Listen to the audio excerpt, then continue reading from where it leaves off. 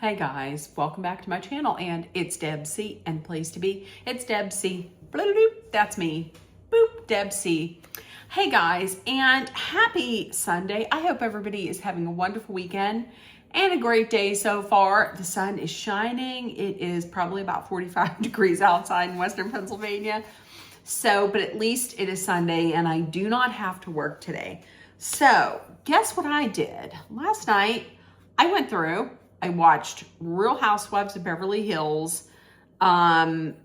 season 15, the second part of the reunion. I made my notes. Here we have them. I also did the same thing for Ladies of London, The New Reign, for their finale. I made the notes. Here they are.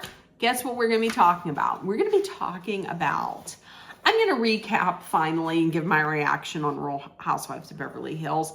This is season 15. This is the second part of a 3-part reunion. Okay, so we pick up with Bose and Amanda. So Bose is talking about the CMO position, the Chief Marketing Operator, I believe that's what it stands for. And she says that they're technically the tenures for CMOs are short term. It's not a long-term position, because usually a CMO is brought in to solve or correct one particular issue or one particular problem. Andy kind of gave a quizzical look of like maybe he didn't, maybe he was doubtful. He didn't believe what she was saying. So he said something like, well, I think, is it really just a short tenure job? And she had then said, well, it wasn't meant to be a short tenure job. It's intended to be long-term. However, CMOs get in there and a lot of times they're let go early because maybe there are any type of problems that the company has, or the company, that the company suffers, is blamed on the CMO. So then after that, Bose got online and had kind of educated him on the tenures of CMOs, and also it's not, I don't want to say surprising, lack of minority CMOs, brown and black skin colored CMOs, which is terrible. I mean, I think she said that only 3% of the CMOs are minorities, and she knows all of them, and that's terrible. But she also had said, listen, do you really think that companies would continue to hire a CMO, meaning hire me, if they see that person has a bad track record? Which makes sense. And I understand Bose correcting Andy. That, I think, is perfectly fine, because she has been in that world for quite a while. The only thing with Bose is she got very defensive when Amanda had brought up her business, had said something bad about her business. But I didn't understand. I mean, I understand why, if Bose hadn't spent the majority of the season doing that against Amanda. I mean, she doesn't want Amanda talking against the way she brings in her money, but she does that too. She did that to Amanda all season. So I was kind of confused as to why she got so defensive when she did the same thing. She came for Amanda all season for her business. And then Kyle is like, well, maybe we just shouldn't go after each other's business, And then that's when Dorit was like, oh, this door is open a little bit. I'm going to put my foot in and I'm just going to shove it open. And she was like, oh, that's That's funny that you say that we should be supporting each other's business, because you didn't come to my launch. Well, she was like, Kyle was like, it was the launch of a cover. It was the launch of a picture. It was a cover launch, you know, which exactly, it's a cover launch. It was a picture reveal. It wasn't a book. And then Kyle goes through, reads the text that she sent to Dorit, and she reads Dorit's response back. And she was like, Andy says, well, is that how you felt? And she said, no, Dorit, no, that is not how I felt. Dorit was hurt. And so Kyle was like, so that whole response to me was BS. And she says, it was not BS. It was just polite. It was polite. Instead, so how is Kyle supposed to know how you feel? Like, that's not how Dorit felt, but that's what Dorit said. How is Kyle supposed to know this? Dorit's not talking to Kyle. So how is she supposed to know this? How about next time you just send your response as what you actually think. So that way you can't get on TV and be like, I was actually very hurt. No. Also, this whole thing, like Kyle was talking about was going back and was telling about how she had been there for all of these other business ventures that she did, like Buco de Beppo and the fashion show for Beverly Beach. She didn't mention the wedding gown reveal, that wedding gown business. I think she had said something about a spray tan or something like that. And immediately Dorit's like, no, we're not talking about going back years and years. This isn't what we do. She's like, well, that's history. That's what, it's there. It exists. So how is it that Kyle can't go back years, but whenever Dorit is coming at Erica for not being there, she can go back and be like, oh, remember when I was there on Broadway when you were in Chicago? And remember when I was there in Vegas to support you for that show? Remember when I was there?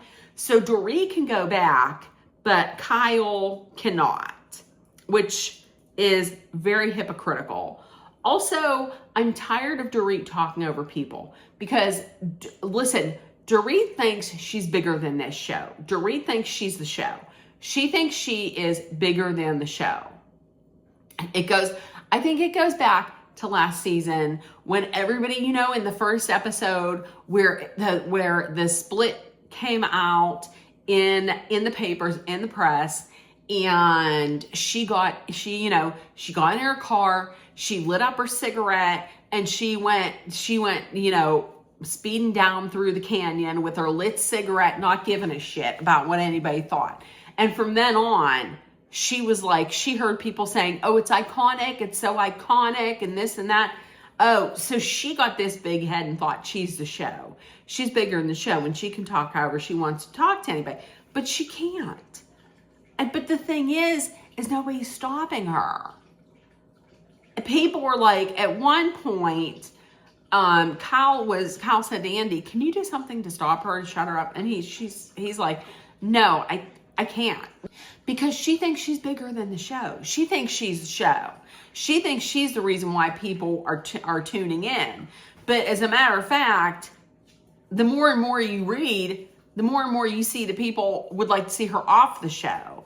I wish somebody would just say to her, would just give it to her and just start screaming on her. I think the person to do that is Erica. I think at one point, Erica just needs to scream at her and just start yelling about all the shit that she's done in the past, Like Kyle was like, I supported you when people were coming at you saying your accent's fake, which the accent is fake. She's from Connecticut. She was born in Connecticut.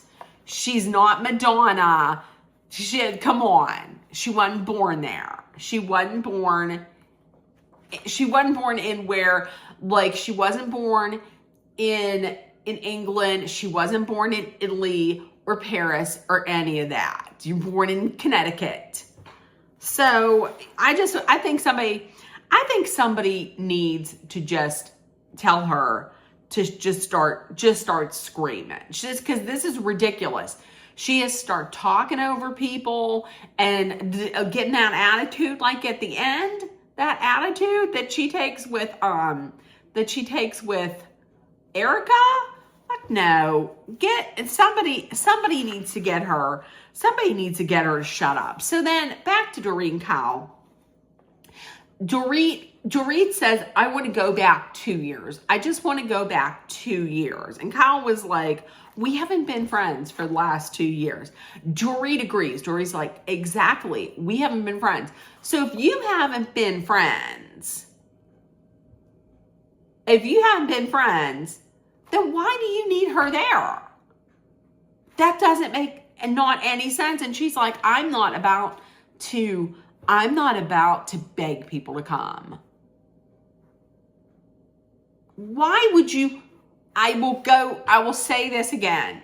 At the Last Supper in Italy, she was like, I don't want to be around these bitches and these see you next Tuesdays who aren't friends to me and blah, blah, blah, this and that. And then she gets upset when 3 of them don't show up. She wasn't friends with Kyle. She said it herself. We're not friends. So why would you want her there? Makes no sense. So Kathy Hilton, Jennifer Tilly, they arrive. Listen, the thing with Kathy Hilton, Kathy Hilton does not provide any story. To me, she's just comedic relief, comedy relief. I don't understand. That woman has to travel with decorative pillows wherever she goes. Like when she was getting out of her vehicle and she had to hand that man a bunch of different like bags and then a decorative pillow. Why do you need a decorative pillow from your home that's also in Beverly Hills to the studio, which is not in a different state? I don't understand that. But also a happy belated birthday to Kathy Hilton and Tilly's. Listen, Jennifer Tilly's dress is ICONIC. Once again, ICONIC, iconic. It is the best dress, the absolutely best dress of any reunion across the franchise. It was the legendary. And here's the thing. Nobody else could have worn that, because if anyone else would have worn a dress with their face on it, it would have come off as like arrogant. Not Jennifer Tilly. I'm going to tell you, that dress was perfection. Perfection. And I was not a fan of Kathy's dress when I first saw it. And I'm still not a fan of it, but it's not her first choice. She could not fit into her first choice because she was like, I started this Jell-O diet. She saw this Jell-O diet. I think it was like Jell-O and baking soda and apple cider vinegar. And she saw like Oprah Winfrey, Michelle Obama, and Kelly Clarkson saying, hey, I do this diet. And look, I lost all this weight. So she did it. She lost 2 pounds the first day, and then she was bloated. So she couldn't fit in her first dress. As it turns out, it was an AI Jell-O diet, because that wasn't real Oprah Winfrey. That was AI Oprah. So that's why she was wearing that dress. Okay, for Kyle's package. And Kyle is the longest running housewife across all franchises.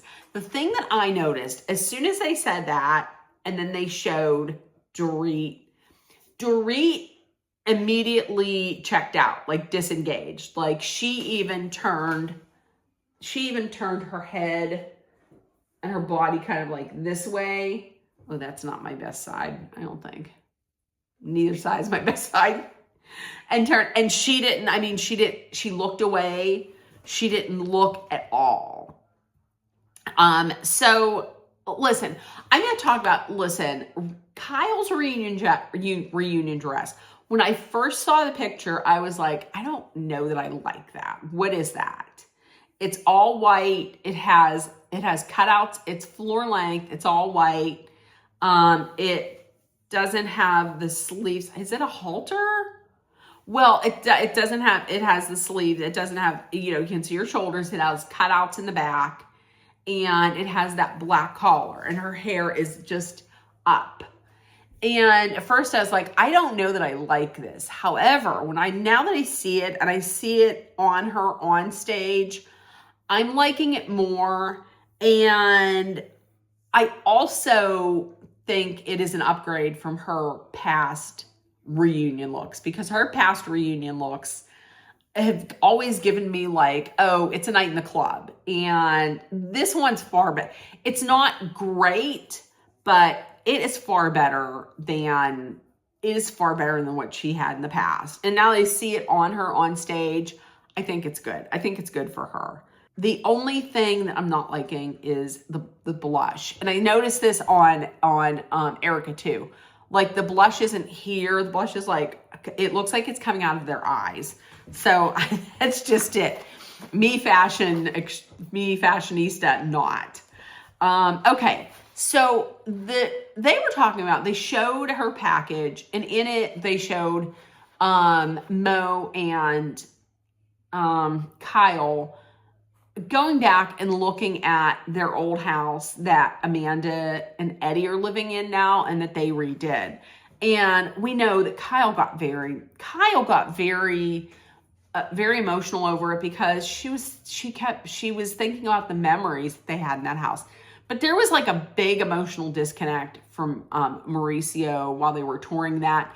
Kyle had said that it's partly because he was looking at it through the eyes of a businessman. Like, he was looking at it through the eyes of someone who deals in real estate. But also, she thinks that he was maybe taken aback by her reaction to it. And maybe he wanted to distance himself from her reaction.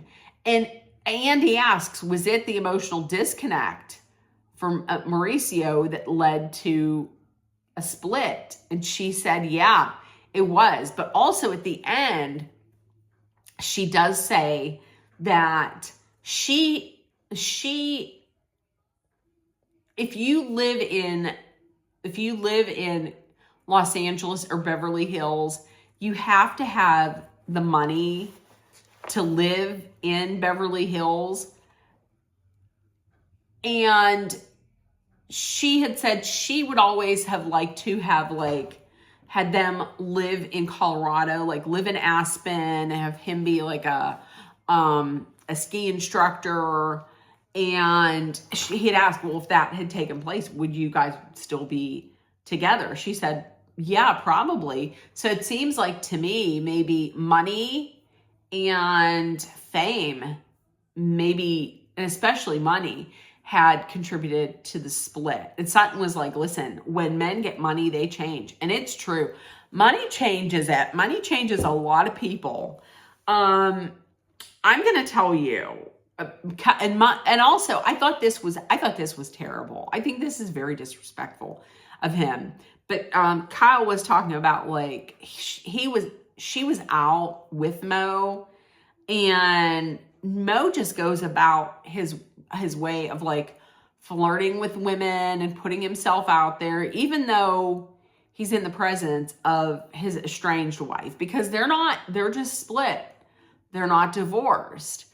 I think that's disrespectful. And Rachel was there, and she's like, it was awful. Like, it was just awful. And she says later on, she's like, Rachel says to Kathy Hilton on the side, oh yeah, I see he's living a different life. I see him out 3 times a week. Why is she seeing him? I was like thinking, why is she seeing him out 3 times a week? I mean, do they run in the same circles, or I don't know. I mean, she does go out, so it's possible that she would see him, but 3 times a week, I think, is a lot. Kyle The reason why Kyle doesn't want to file, it sounds like, is because she likes the family dynamic the way it is. Like, she likes going on family vacations, and they all stay in the same house. He stays in a different bedroom. They have breakfast in the morning. Everything's amicable. And they had said that, what's going to force the divorce is if one of them finds someone and they want to become permanent with that person. That person wants a commitment. That's when it's going to be forced. But right now, the thing that's stopping her, it's not because she thinks they're going to get back together. It's because she doesn't want to lose that family dynamic that they have. They can be so amicable when they hang out and when they go on vacation. I'm going to tell you, there was a question from a fan asking, will you be asking for half of the agency? And she said, well, half of it is mine. She says that when they got together, he didn't have like 2 nickels to rub together. Honestly, no one can tell me differently. I think the reason why he is dragging his feet and he's not divorcing is business, because he doesn't want half of it going to her. You cannot change my mind, because if it's not, then why not just file? He's out there obviously dating other women.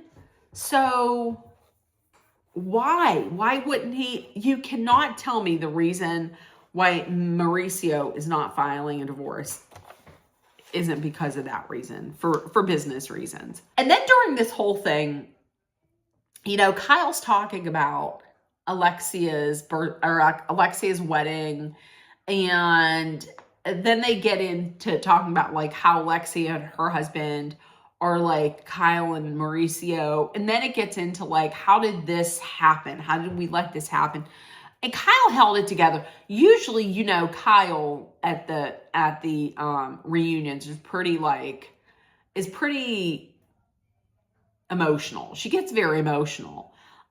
She didn't at this one. She held it together until she started talking in regards to like Alexia and her marriage. So she gets a little emotional. Then there's Kathy. Kathy's phone rings. She picks it up and she's talking. Nobody said anything. Like nobody said, Kathy, can you stop? I mean, Jennifer Tilly looked over a little bit. It was like, no, nobody's going to say, Andy isn't going to say anything. Nobody's going to say anything. She just picked up the phone, started talking. Even Kyle didn't say anything. Oh, Kathy.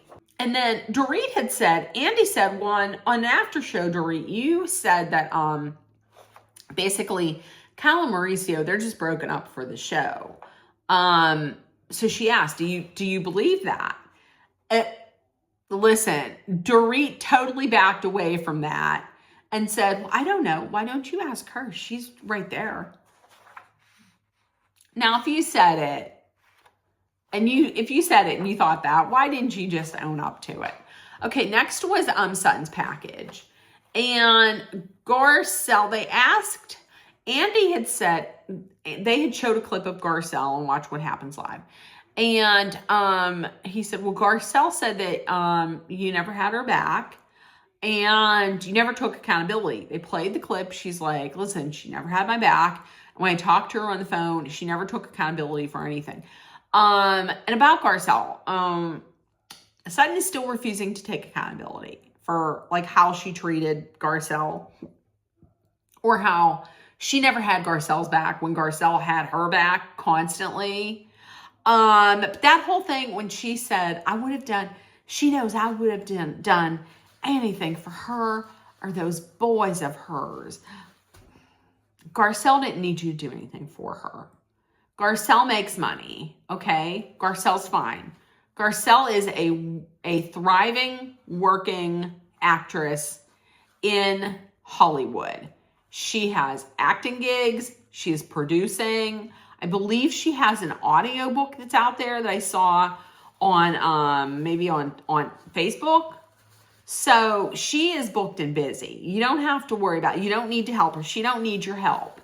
All she wanted was for you to have her back. That's it. And you couldn't do that. And she's like, I hope there's some point where we can make up, or we can at least start talking. She don't need you. She don't need you. She don't need a friend like that.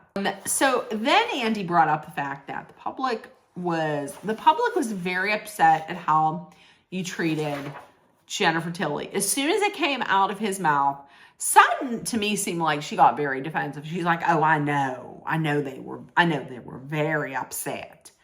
I can't be the only one who thought she was getting defensive about this. But so then Jennifer Tilly takes her hand and apologizes for what she said, Kyle. She was like, I love you, and you're a very good friend to me. Sutton is a very good friend to me, and she has been there for me at very crucial moments of my life.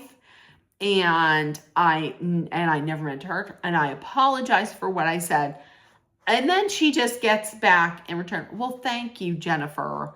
And I apologize. You're the last person I would ever want to hurt, and I apologize. And then she said, and she says, I apologize. And that's it. And then they just moved on. Jennifer Tilly did not have to apologize because Jennifer Tilly did nothing wrong. That was how she felt, because that was then the third time that Sutton had gotten smart with her and had gotten snippy. She did not need to apologize, okay? That was how she was feeling, and Kyle was there.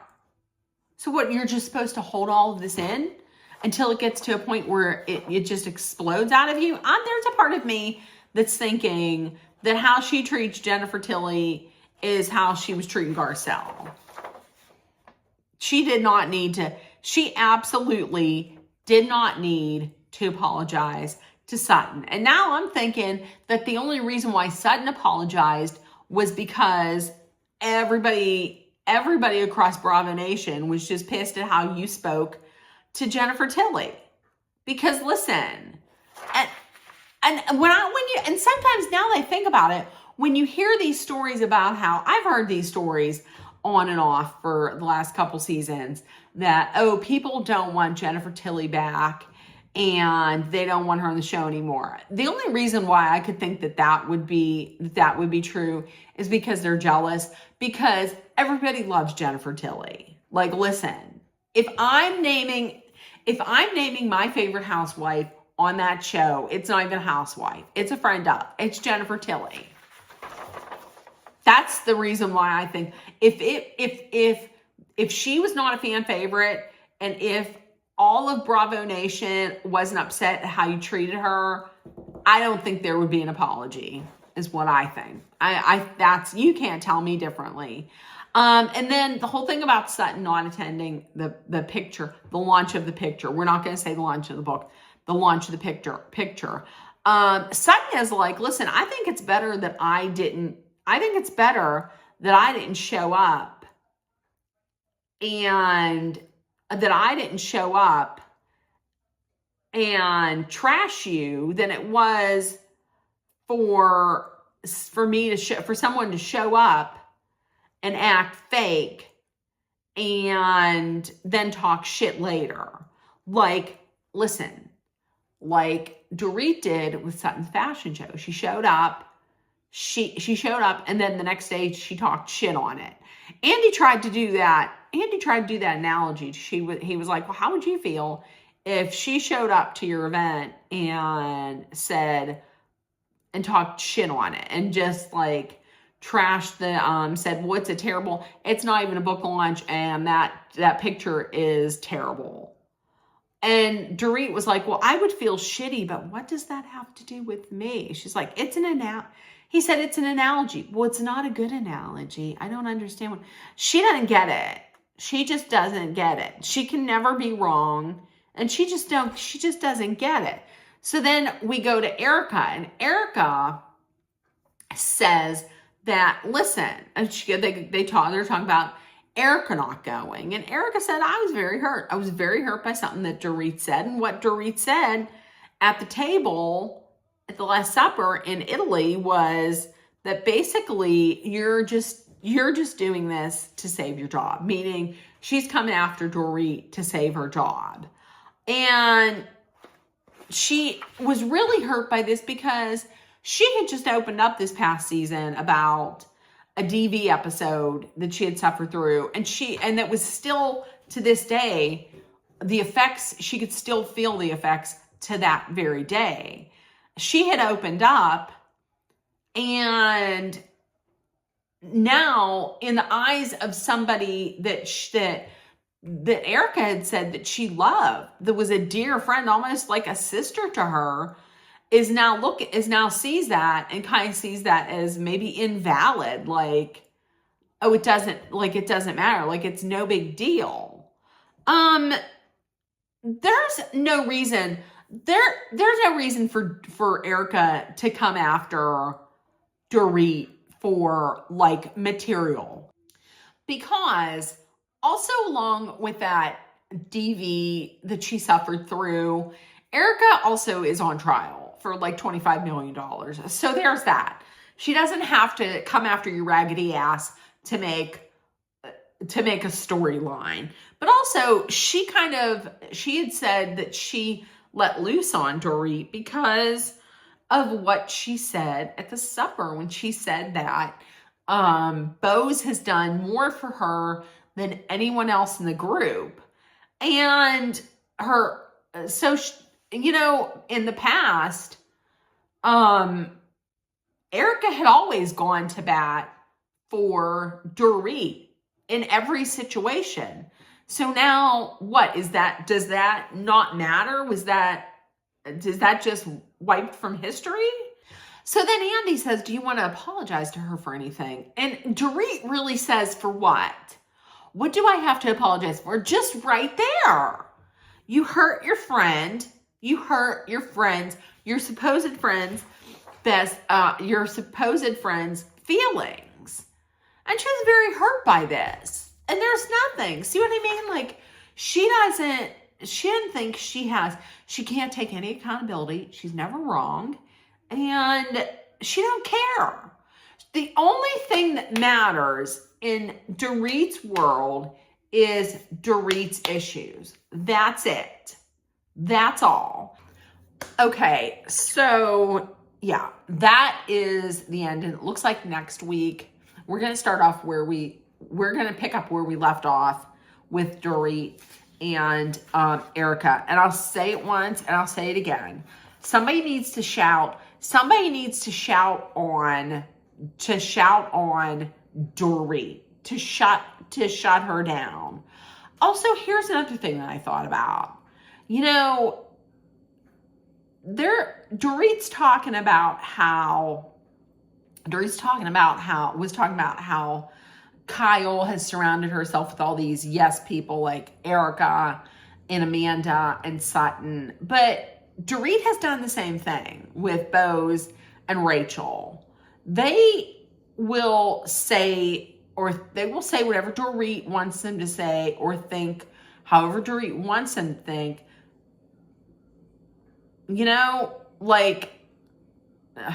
Forget it. Anyways, I can't stand Dorit. I know there's people who are like, Queen Dorit, not me. She's wearing on my last nerve. So listen, if you guys watched, please let me know what you thought. And if nobody told you yet today, you were loved, seen, and heard, please make sure that you put love, kindness, compassion, acceptance, hope, and positivity out there in the world. Please always be aware of your surroundings. Be smart and safe. Let us hydrate with some water, which I am going to be doing. Which I'm going to be doing all day today,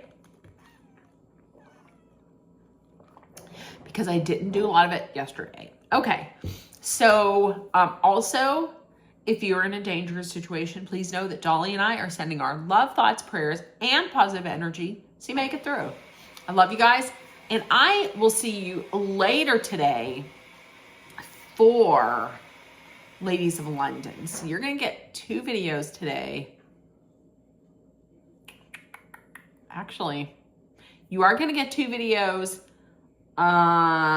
possibly 3. You're going to get 2, definitely Beverly Hills. And possibly today, it's going to be a new series about sandwiches. All right, I will see you later. Bye, guys. Bye.